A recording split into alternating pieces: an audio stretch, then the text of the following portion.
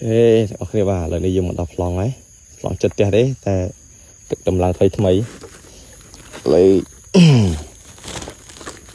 đồng cổ ấy tầng bậc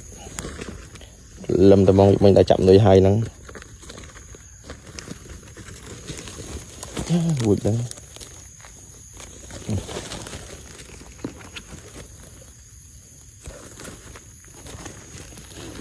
ok đây lại chọn cả tam chọn làm cái chọn nắng ôi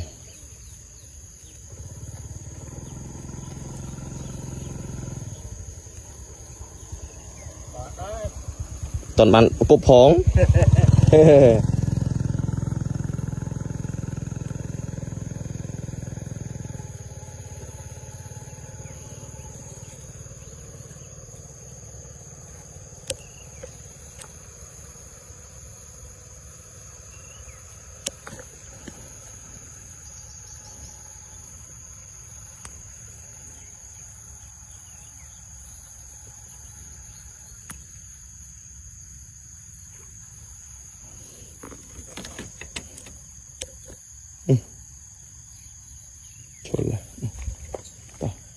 cúp dương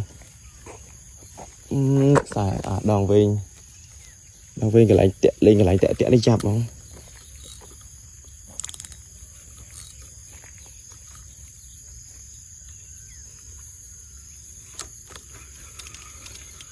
ok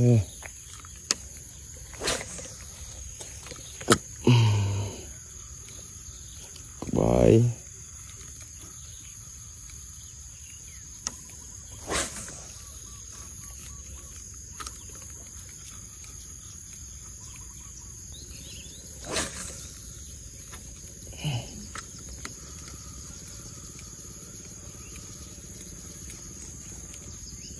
khám ấy tại đây tôi này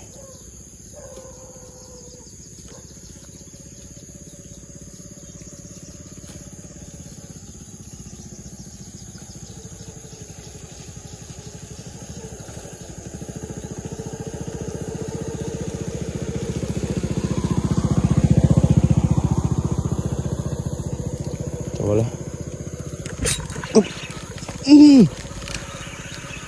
mùi tụi tại tìm mùi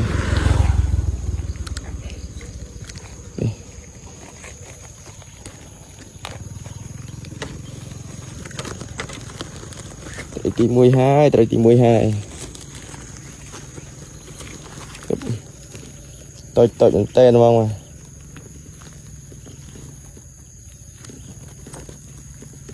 mình chỉ phấy đi